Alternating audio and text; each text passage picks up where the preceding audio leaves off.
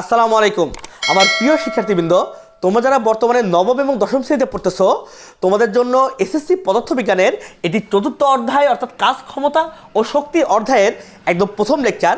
তো তোমরা অবশ্যই জানো যে আমি তোমাদেরকে যখন যেই টপিক্সটা পড়াই ওই টপিক সংক্রান্ত ওই সূত্রটা তোমাদেরকে আমি একটু বোঝাই দিই এবং ওই সূত্র দিয়ে আরও একটি বা দুটি অঙ্ক করে আমি ওইটার অ্যাপ্লিকেশনটাও কিন্তু তোমাদের সাথে সাথে বোঝাই দিই। তো সেই ধারাবাহিকতায় আজকেও কিন্তু আমি এখানে দুটি অঙ্ক লিখে রাখছি।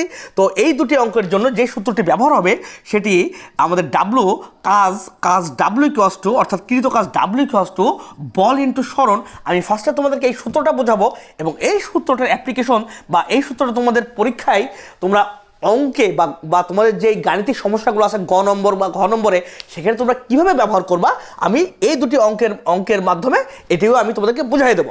তো তাহলে চলো আর কথা না বাড়ে আমরা আমাদেরকে লেকচারটা শুরু করি। প্রথম যে টপিক্সটা নিয়ে আমরা এখানে আলোচনা করব সেটা হলো যে কাজ। তো পদার্থবিজ্ঞানের ক্ষেত্রে তাহলে কাজের সংখ্যাটা কিন্তু যে কোনো বস্তুর উপর তুমি যদি বল প্রয়োগের ফলে যদি ওই বস্তুটা যদি স্মরণ ঘটে তাহলে তাকে কাজ বলা হয়। তাহলে আমরা বুঝতেছি যে এখানে কিন্তু কাজের ভিতরে কিন্তু দুইটি রাশির সমন্বয় হচ্ছে, এটি বল এবং সরণ। তো এই কারণেই মূলত এই কাজ W equals to ball into সরণ হয়। কাজ ডাব্লিউ ইকুয়ালস টু বল, এফতে বল আর এসতে সরণ দ্বারা প্রকাশ করা হয়। তাহলে আমাদের কাজের জন্য কোন সূত্রটা ব্যবহার হবে? W equals to FS. Clear? আচ্ছা, এখন আমরা এই অঙ্কটা প্রয়োগের আগে কাজের আরেকটু ডিটেলস আমি তোমাদেরকে একটু বলবো। তো তাহলে দেখো, অর্থাৎ আমরা কিন্তু একটা জিনিস বুঝছি যে কোনো বস্তুর উপর তুমি যদি বল প্রয়োগ করো এবং এর ফলে ওটা যদি সরণ হয় তবেই কিন্তু কাজ হবে। এখন দেখো, তুমি ধরো সাপোজ ধরো এই বোর্ডটার উপরে তুমি অনেক বেশি বল প্রয়োগ করলে, বাট এটা কিন্তু সরণ হচ্ছে না। তুমি বল হয়তো তুমি 10 নিউটন প্রয়োগ করছো, বাট এটা সরণ কিন্তু 0। সরণ এস এর মান কত হচ্ছে? 0 হয়ে, তাহলে এটাকে গুণ করলে কত আসবে? 0 জুল কাজ হবে। আচ্ছা, কাজের একক কত? কাজের এককে জুল দ্বারা প্রকাশ করে। কাজের একক কি? জুল। এটাকে যে দ্বারা প্রকাশ করা হয়, ঠিক আছে? অর্থাৎ কি তোমার কি তাহলে কাজ কিন্তু শূন্য হলো। অর্থাৎ কি তোমার বল প্রয়োগ হতে হবে এবং বল প্রয়োগের ফলে তোমার কিন্তু সরণও হতে হবে যদি তোমার কাজ পেতে হয়। ক্লিয়ার? আচ্ছা, সাপোজ হচ্ছে এই বস্তুটার উপর তুমি একটি বল প্রয়োগ করলে। এখন এই বস্তুর উপর বল প্রয়োগ করার ফলে তো তুমি যেদিকে বল প্রয়োগ করেছো বস্তুটা সেদিকেই সরণ হচ্ছে। তো যদি তুমি কোনো বস্তুর উপর বল প্রয়োগ করো, কোনো একটি বস্তু আছে সেটির উপর যদি তুমি বল প্রয়োগ করো এবং এটি বলের দিকেই যদি এটি সরণ হয়, তাহলে এই কাজটিকে বলা হয় হলো ধনাত্মক কাজ। ধনাত্মক কাজ। তাহলে এবার তোমাদের এখানে কি ধনাত্মক কাজ আর কি, তাহলে ধনাত্মক কাজ। তো এই ধনাত্মক কাজ W equals to direct FS. তাহলে দেখো, যেহেতু ধনাত্মক কাজের কথা এখানে বলা হয়েছে, তাহলে কিন্তু অবশ্যই এটাও দাঁড়ায় যে কোনো নিশ্চয়ই ঋণাত্মক কাজও আছে। হ্যাঁ, আসলে তো ঋণাত্মক কাজেরও কিন্তু বেশ কিছু এক্সাম্পল আছে। যেমন ধরো এই যে বস্তুটা, এই বস্তুটাকে তুমি যে বল প্রয়োগ করছিলে এদিকে এটার হলো সরণ হচ্ছিল, খুব ভালো কথা। তো তার ফলে তুমি ধনাত্মক কাজ পেয়েছো এইটা। এই এস পরিমাণ সরণের কিন্তু পুরাটা সময় ধরেই ধরো একটা ঘর্ষণ বল কাজ করতেছিল। আমরা ধরলাম যে সেই ঘর্ষণ বলটার মান 2 নিউটন, ধরো সাপোজ ধরো 2 নিউটন বল কাজ করতেছিল। তাহলে এটা কি দেখো, ঘর্ষণ বল সরণ হচ্ছে কোন দিকে? এদিকে। ঘর্ষণ বল কাজ করছে কোন দিকে বলো তো? বিপরীত দিকে। কারণ আমরা জানি যে সরণ যেদিকে হয় ঘর্ষণ বল কিন্তু তার বিপরীত দিকেই কাজ করে। অর্থাৎ তুমি যদি আরেকটু বিপরীত ক্রমে চিন্তা করো, তোমার বল যেদিকে কাজ করতেছিল তোমার সরণ কিন্তু হচ্ছিল কি তার ঠিক বিপরীত দিকে। অর্থাৎ আমরা কিন্তু এখান থেকে একটা জিনিস বুঝেছি যে তুমি যেদিকে বল প্রয়োগ করবা সরণ কিন্তু তার বিপরীত দিকেও হতে পারে। তো যদি বিপরীত দিকে হয় এই ধরনের কাজকে বলা হয় হলো ঋণাত্মক কাজ। কেমন কাজ বলা হয় বলো তো? ঋণাত্মক কাজ বলা হয়। তুমি যদি এই যেহেতু তোমার এই সরণের দিক এদিকে হচ্ছে বাট বলের দিক হচ্ছে ঠিক তার বিপরীত দিকে, তাহলে তুমি যদি বলটাকে যদি তুমি এই দিকটাকে তুমি ধরো, তাহলে এর বিপরীত দিকটা কি হবে? ভেক্টর অনুসারে ঋণাত্মক হবে। আবার তুমি যদি সরণটাকে পজিটিভ ধরো, তাহলে বলটা কিন্তু অটোমেটিক্যালি যেহেতু বিপরীত দিকে তাহলে কি হবে? নেগেটিভ হয়ে যাবে। তাহলে এদের গুণফল কি হয়? সেটা হচ্ছে মাইনাস এফএস আসে। অর্থাৎ কি এটি ঋণাত্মক কাজ পাওয়া যায়। তো এই জন্যেই এই কাজটিকে কি বলা হয় হলো ঋণাত্মক কাজ বলা হয়। এখন আমরা এই ঋণাত্মক কাজ এবং ধনাত্মক কাজের এই টোটাল বিষয়টা আমি আশা করি যে তোমরা বুঝতে পেরেছো। তো এই দুটি সূত্র দিয়ে আমরা মোটামুটি এই দুটি অঙ্ক এখনই করিয়ে আমি তোমাদেরকে দেখাবো। তো চলো আমরা এবার একটু অঙ্কের দিকে চলে যাই। আচ্ছা, খেয়াল করে দেখো আমাদের প্রথম অঙ্কটা কি বলা হচ্ছে। এই অঙ্কটাতে মূলত ব্যবহার হবে ডাব্লিউ ইকুয়ালস টু এফএস অর্থাৎ ধনাত্মক কাজের এটা, এবং এই 2 নম্বর অঙ্কটাতে আমরা ঋণাত্মক এবং ধনাত্মক দুটি অংশই আমরা দেখব। দেখো বলা হচ্ছে তোমার ভর কত কেজি বলো তো? 50 কেজি বলা হচ্ছে। এবং তুমি 10তলা বিল্ডিংয়ের উপরে উঠছো। কততলা বিল্ডিংয়ের উপরে উঠছো? 10তলা বিল্ডিংয়ের উপরে উঠতেছো। তুমি কতটুকু কাজ করেছো, মানে তুমি কতটুকু কাজ করেছো বলা আছে প্রতি তলার উচ্চতা 3 মিটার। তাহলে দেখো আমরা কিন্তু এখান থেকে কিন্তু দেখো আমাদের ডাইরেক্ট সরণও কোথাও দেওয়া নাই, আবার কিন্তু আমাদের কোথাও বলও দেওয়া নাই।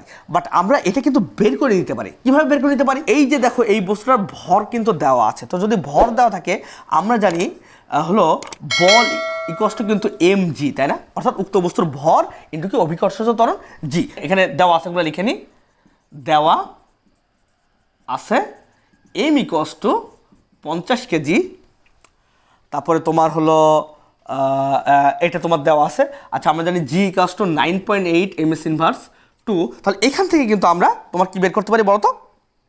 বল এফ বের করতে পারি mg।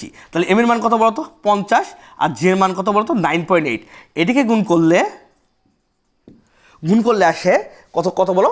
490 নিউটন, অর্থাৎ বল প্রয়োগ করা হয়েছে। কাজ বের করতে গেলে আমাদের যে ডাব্লিউ ইকুয়ালস টু যে এফ এস, অর্থাৎ যে বলটার প্রয়োজন সেই বলটা কিন্তু আমরা এখানে কিন্তু বের করে ফেলেছি অলরেডি।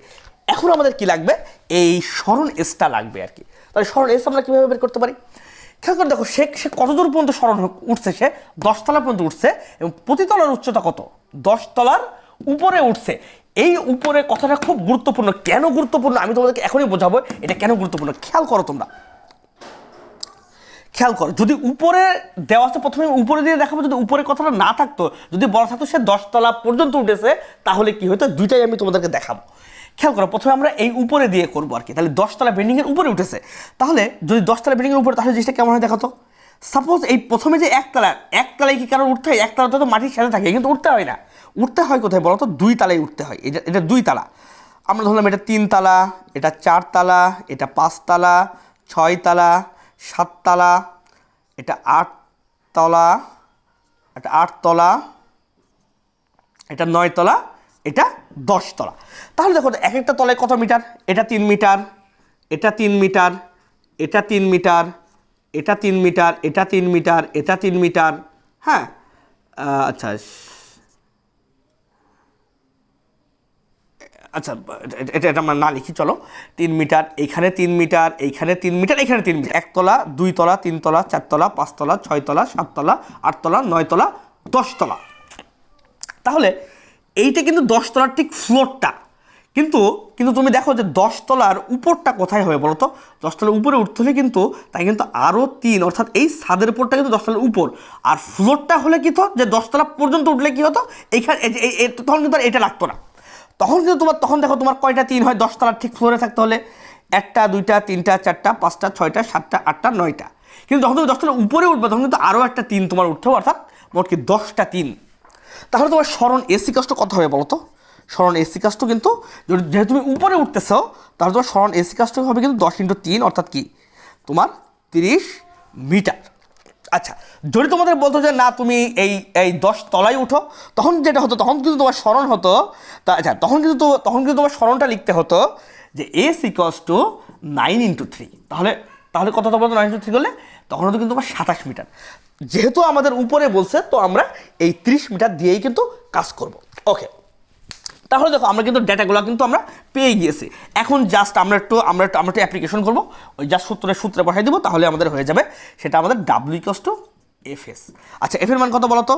আমাদের এফের মান কত? 490। আর আমাদের এখানে এই সরণ কত? 30। তো এইটাকে গুণ করলে যেই অ্যান্সারটা আসে সেটা হলো 14,700 জুল, বা হলো 14.7 kilojoule.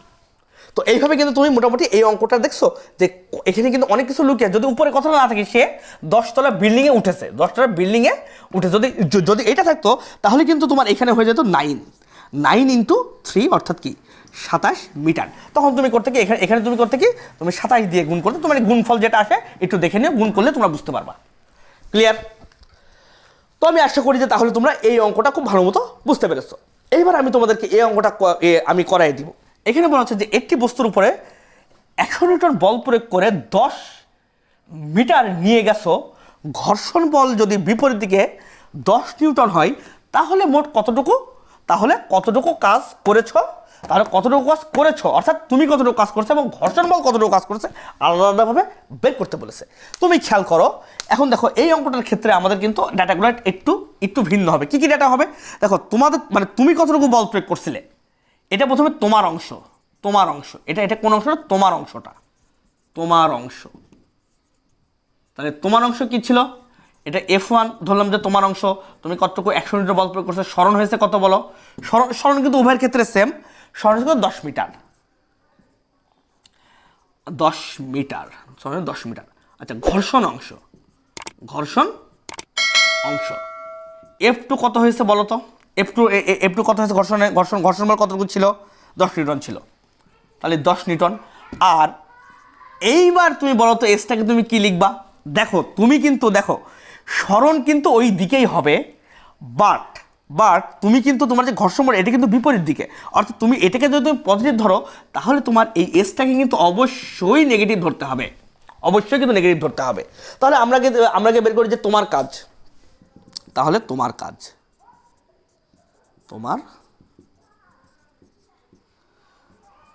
W equals to Fs, এর মান কত বলো, 100 নিউটন 10, তাহলে 10 100 10 1000 নিউটন।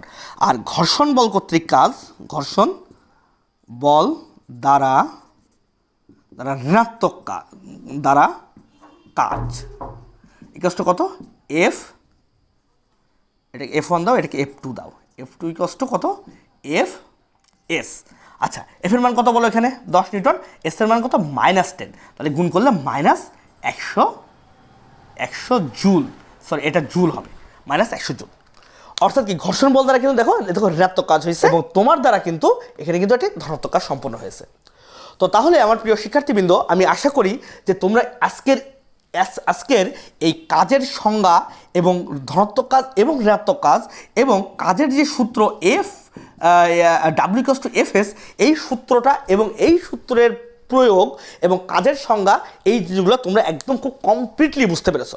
এবং আমি আশা করব পরীক্ষাতে যদি তোমাদের এই সূত্র দ্বারা কোনো অঙ্ক আসে তো তাহলে তোমরা এই ক্যালকুলেশনগুলো সুন্দরভাবে করে আমি যেভাবে বলে দিয়েছি, যদি ভিডিওটা একবার দেখে না বোঝো তাহলে বারবার টেনে দেখবা, তাহলে আমি আশা করি অ্যান্সারগুলো খুব ভালো মতো করতে পারবা। তো ঠিক আছে আমার প্রিয় শিক্ষার্থীবৃন্দ, আজকে তোমাদের সাথে এই পর্যন্তই। আমি আমার নেক্সট ভিডিওতে তোমাদের সাথে আলোচনা করব, সেটা হলো গতিশক্তি EK equals to ½ mv², এই সূত্রটি নিয়ে আলোচনা করব এবং এই সূত্রটি থেকে আমরা একটি বা দুটি অঙ্ক আমি তোমাদেরকে করে দেখাবো। তো ঠিক আছে আমার প্রিয় শিক্ষার্থীবৃন্দ, আজকে তোমাদের সাথে এই পর্যন্তই। আর এই কোর্সের তোমরা এই ফ্রি কোর্স থেকে তোমরা যদি আরেকটু অ্যাডভান্স কিছু যদি তোমরা পেতে চাও তাহলে কোর্সে নিতে পারো, মাত্র 100 টাকায় তোমরা মোটামুটিভাবে এই অধ্যায়ে 12 থেকে 16টি খুবই ইম্পর্টেন্ট এবং ক্রিটিক্যাল লেভেলের তোমরা সৃজনশীল ওখানে তোমরা পাবা। এবং ওই কোর্সটি করলে কিন্তু তোমরা এবং এই কোর্সটি থেকে কিন্তু তোমরা মোটামুটি এটির সাজেশনও কিন্তু পাবা যে কোন ধরনের সৃজনশীল তোমাদেরকে একদম প্র্যাকটিস করতে হবে, যেগুলো করলে তুমি পরীক্ষায় ওই রকমই মানে সৃজনশীলই আসতে পারে। ঠিক আছে, আর এটা আমার ফেসবুক পেজ, তোমরা পেজটাকে অবশ্যই এখানে ফলো আপ রেখো, আমার এই কোর্স সংক্রান্ত অনেক আপডেট আমার এই ফেসবুক পেজে দেওয়া হয়। তো ঠিক আছে আমার প্রিয় শিক্ষার্থীবৃন্দ, আজকে তোমাদের সাথে এই পর্যন্তই। সবাই ভালো থাকবা এবং ভালো মতো লেখাপড়া করো। আসসালামু আলাইকুম।